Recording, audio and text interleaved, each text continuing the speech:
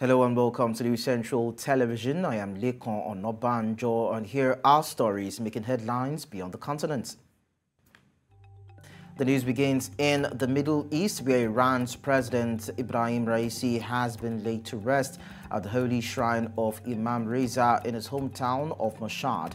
Raisi died on Sunday alongside his foreign minister and 6 others when their helicopter crashed in the country's mountainous northwest while returning from a dam inauguration. Raisi was South Khorasan's representative in the Assembly of Experts, a clerical body in charge of selecting or dismissing Iran's supreme leader.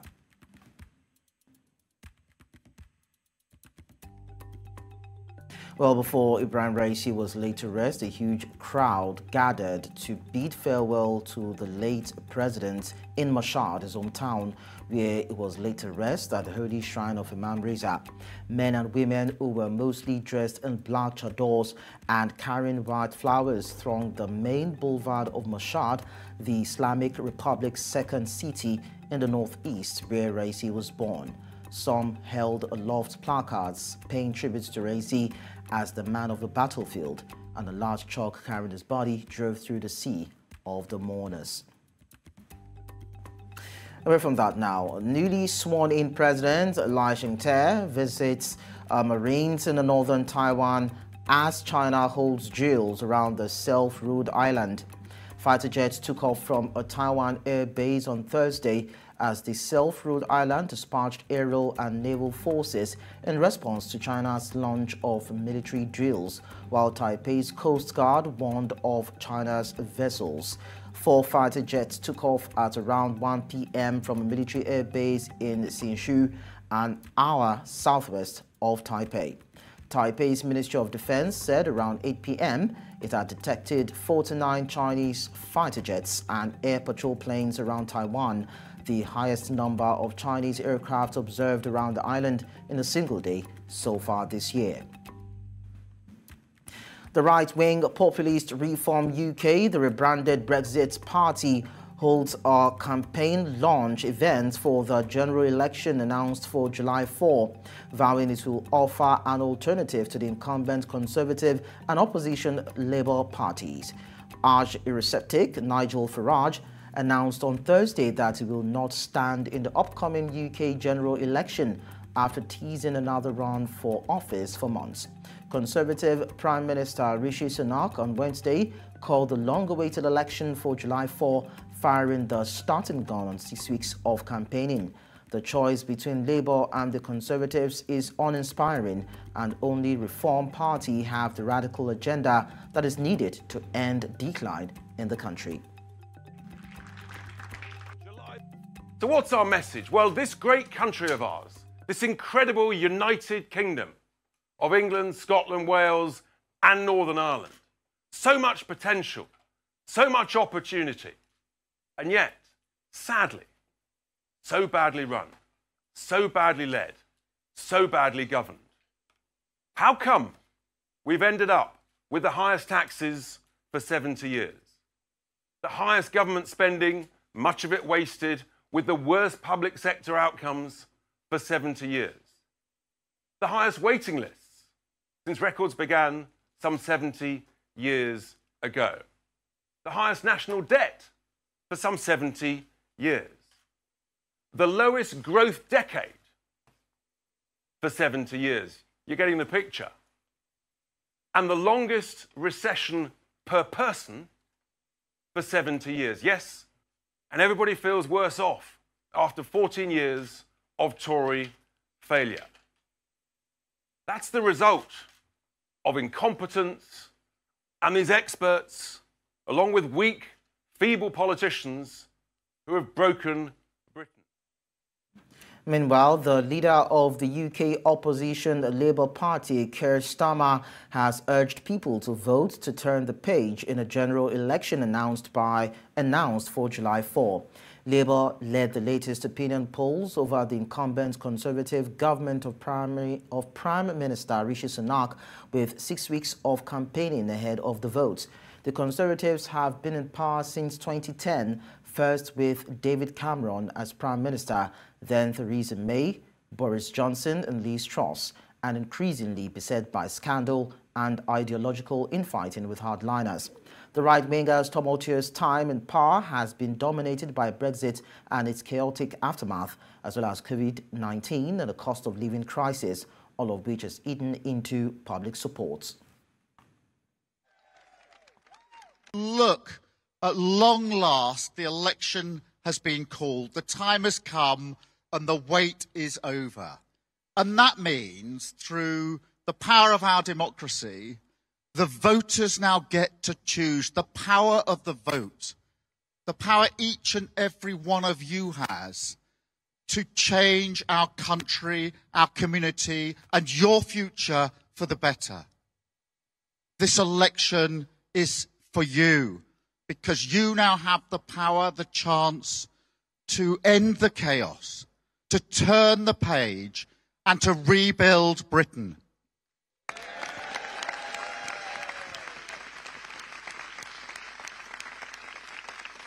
And we've had 14 years of going round and round in circles, getting absolutely nowhere. Chaos and division, feeding chaos and division.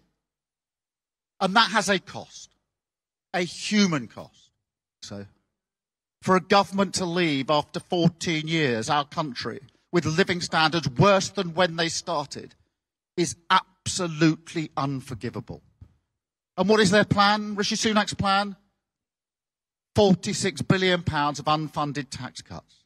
They haven't learnt a thing. And if they get 5 more years, they will carry on in the same way. Nothing will change.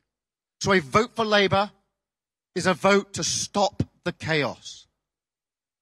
But here's the good news, because you don't have to put up with this.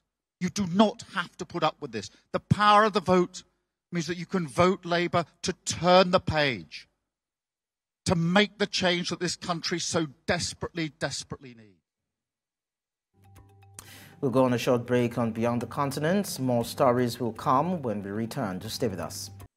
Many thanks for staying with us. In Europe, the funeral of Mayor of Marseille, Jean-Claude Gaudin, begins in the city of Marseille in front of a host of people who have come to pay tribute to this figure of the French right, including Brigitte Macron and Nicolas Sarkozy. Gaudin died on Monday at the age of 84. Gaudin died in his second home in Saint-Zachary. His secretary confirms to France Bleu Provence. He left his mark on local and national political life by devoting 2/3 of his life to politics, accumulating more than 120 years of various mandates. He was mayor of Marseille for 25 years, minister, president of the region, and president of the metropolis and vice president of the state. Now, investigators have examined the smoldering wreckage of a migrant hostel in a village near Moscow, where a deadly fire broke out around 4 a.m., according to the prosecutors. At least 8 people were killed in the incident at an illegal facility in the Istrinsky district, to the capital's northwest. Rescuers said 2 occupants escaped, but that 8 bodies were found in a home which is on the edge of a holiday village. Prosecutors ruled out gas as a potential cause of the blaze. Kiev residents celebrate the Ukrainian Marine Corps and Hero Day. Many laid flowers as they paid tribute to the soldiers, and others weave camouflage nets for the combat units. Heroes Day is also an annual holiday held in honor of those who have fought for Ukraine's freedom throughout history. It also celebrates those heroes who defended their native land since the days of Kievan Rus in the 9th century, to those present-day soldiers and volunteers who are resisting Russia's full-scale war against Ukraine.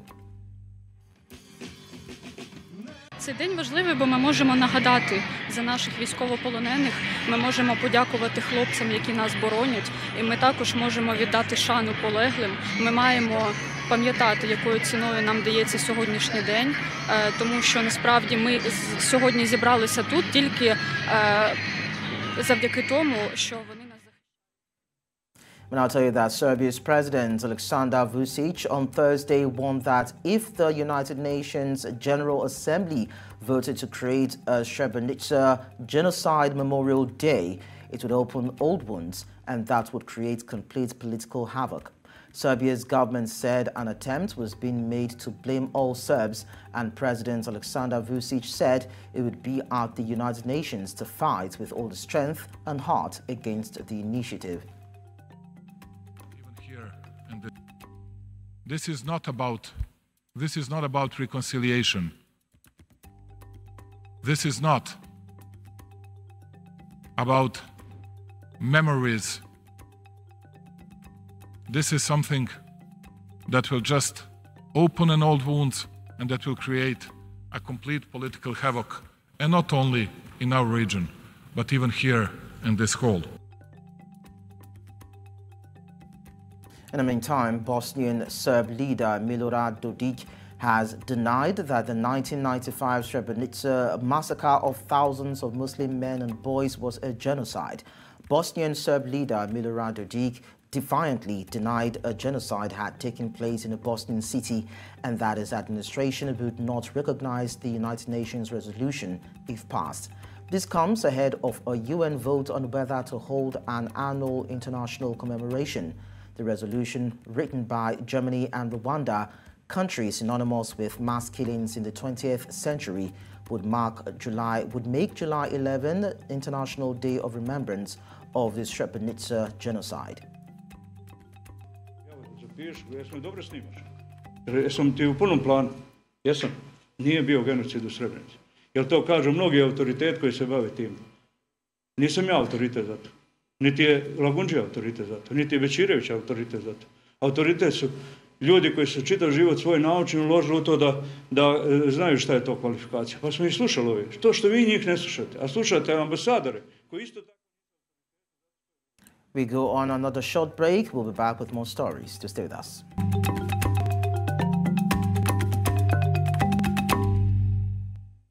Bringing you the rest of the stories now. The United Nations top court has rejected a request by Mexico for emergency measures over a raid on its embassy in Ecuador's capital, Quito, last month, ruling that Ecuador had given sufficient assurances that the diplomatic mission will be protected. Andres Terán Paral, Ecuador's ambassador to the Netherlands, says there is still a long way to go, but they are always willing to talk and hold a dialogue with Mexico. The court concludes that the circumstances as they now present themselves to it are not such as to require the exercise of its power under Article 41 of the statute to indicate provisional measures. The court nonetheless deems it necessary to emphasize the fundamental importance of the principle enshrined in the Vienna Convention on Diplomatic Relations. As the court has previously noted,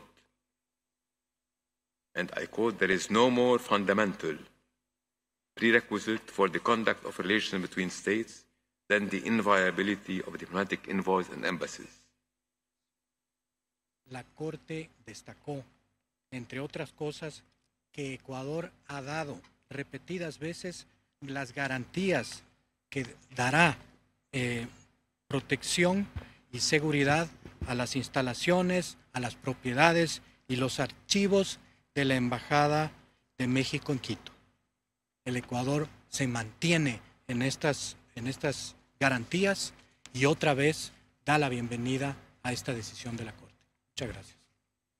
El Gobierno de México se siente muy satisfecho por la orden emitida hoy por la Corte Internacional de Justicia. Primero, y lo más importante, es que la Corte reconoce, recuerda y hace un llamado a reconocer que la inviolabilidad de una misión diplomática es absoluta. Lleva el principio de inviolabilidad como un factor esencial en las relaciones diplomáticas, la relación entre los países. Segundo. Meanwhile, Mexico's President Andrés Manuel López Obrador has sent his condolences to the relatives of victims after a stage collapsed at the presidential candidate Jorge Alvarez Menezes' campaign rally. The event in northern Mexico descended into tragedy after a gust of wind sent the stage careening into the crowd, killing at least 9 people, including a child. The president of Mexico said these early hours of Thursday that the collapse of the stage during a rally of the Citizen Movement Party, third in the polls for the presidential election, which caused the death of 9 people and dozens of injuries, should be investigated. The accident left 78 hospitalized, of which 40 have already been discharged. Enviamos pues nuestro pésame a los familiares de los que perdieron la vida, lo sentimos mucho. También expresamos nuestra solidaridad con la organización política, con Movimiento Ciudadano, sus dirigentes, sus candidatos, sus militantes. Sabemos que ellos pues no tienen culpa, ellos hacen sus actos como todos ahora que hay campañas. De todas maneras, la autoridad tiene que investigar. At least 1 person have died and 29 others were injured after an explosion at a gunpowder and fireworks factory at Pirotecnica El Vaquero in a community near Colombia's capital, Bogota. Colombian media says a powerful explosion rocked the industrial community of Soacha at around 5 p.m. on Wednesday. According to Soacha Mayor Joan Sanchez Perico via the X handle, the casualties have been taken to 4 hospitals and added that the reason for the explosion is yet unknown.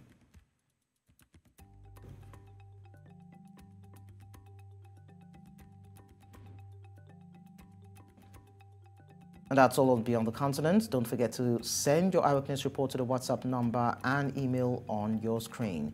Or you can follow us on social media. We are at News Central TV. And do watch us live on DSTV, channel 422, Star Times, channel 274, Avo TV, and YouTube. Many thanks for watching. I am Lekon Onabanjo.